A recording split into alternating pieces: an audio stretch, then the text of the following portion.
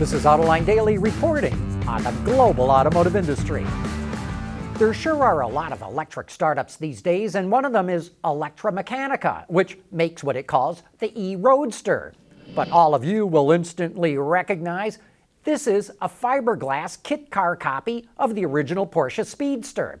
The car actually came out last year, but what caught our eye is that Bill Gates recently did a video where he pulled up to a Dairy Queen in an e-Roadster and was served a milkshake by none other than Warren Buffett. Electra Meccanica, which makes the e-Roadster in Vancouver, says it can go 155 miles on a charge, will do 0 to 60 miles an hour in 6 seconds, and costs just under $125,000. No one seems to know if Bill Gates actually owns this car, so if you know, let us know. Industrial production can cause environmental problems, and electric cars are no exception to the rule. Bloomberg reports that lithium production in the Atacama Desert in Chile to make batteries for electric cars is sucking up the water table and destroying the ecosystem. Mining companies and the Chilean government say there is no significant impact on wildlife, but Bloomberg says recent studies and testimony from local residents show the water table has fallen dramatically. The mining companies say they are working on new mining techniques to re-inject water back into the mines, but those are still in the development stage. There are plenty of environmental problems with internal combustion engines, but it's ironic to see that electric cars bring their own environmental baggage. Mercedes-Benz claims it now builds the most powerful four-cylinder engine ever made, and the numbers sure are impressive. They call it the M139, and it's a hand-built 2-liter turbo that generates over 200 horsepower per liter. Mercedes says, and I quote here, "It demonstrates that the internal combustion engine still has further potential." Let's talk numbers. 416 horsepower, 369 pound-feet of torque, redline at 7,200 RPM. One way they made it more efficient was turning it 180 degrees compared to the outgoing engine, so the turbo and exhaust manifold are at the rear by the firewall, and the intake manifold is out front. Mercedes says this is the flattest possible configuration, which improves the aerodynamics of the front end of the car. The turbo housing is divided into 2 flow passages, and there are divided ducts in the exhaust manifold to prevent individual cylinders from influencing each other negatively. To make sure the turbo spins up quickly, the compressor and turbine shafts have roller bearings for the first time. To cool the turbo, they even designed the engine cover as an air deflector, and they put ducts beneath the hood to blow cool air on the housing. There are a lot of other details about this engine, which you can get by clicking on the link in the headline on the transcript to today's show.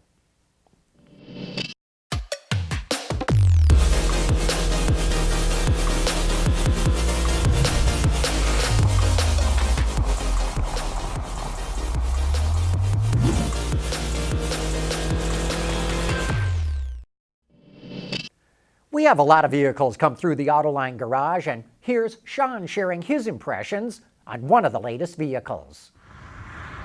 Hey, back again. Here to give you my quick thoughts on the 2019 Mitsubishi Eclipse Cross. We get to test drive these vehicles for a week, and in that week, I'd say this vehicle has no personality. It's got a 1.5 liter engine mated to a CVT.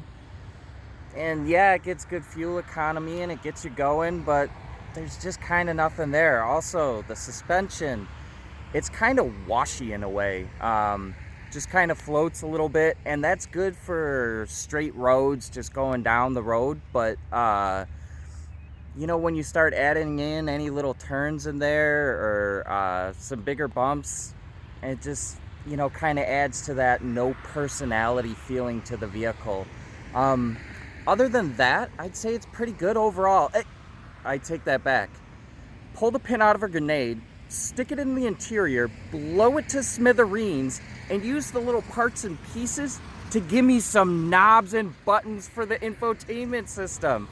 Other than that, everything else is pretty good. The other things that it does do good, I think the packaging on this vehicle is very well done. Rear seat legroom is pretty good in this vehicle, kind of surprising. And the front seats, very comfortable as well. So overall, yeah, it's a good vehicle. Our tester's $32,000, but just wish it had some more personality to it, you know?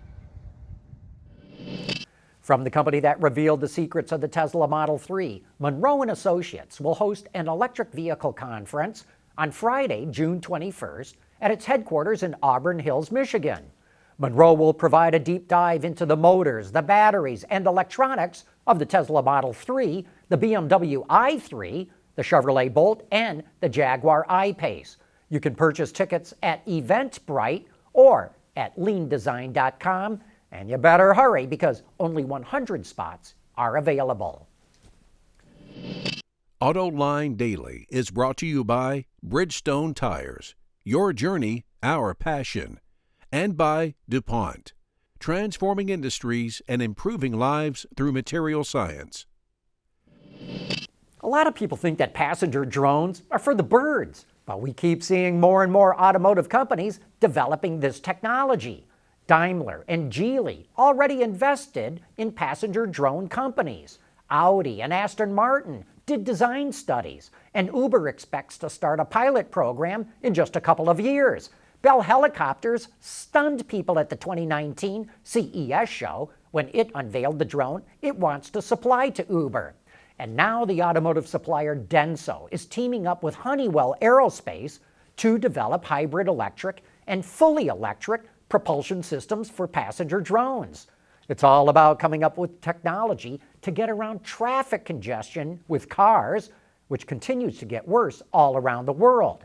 Denso wants to explore mobility as a service and create propulsion systems that make air travel cleaner, quieter, more efficient, and easier to maintain. You know, the structure of cars and trucks used to be made mostly from steel. Now we're seeing a mix of all kinds of materials, and that's making it a lot more challenging to repair them. So on Autoline After Hours this Thursday, we have Stacy Wesselink from iCar, the Collision Repair Association, coming on the show to be talking about how iCar can help you make sure that your car gets repaired the right way if you ever get in an accident. And that wraps it up for today's show. Thanks for watching, and we'll be right back here again tomorrow.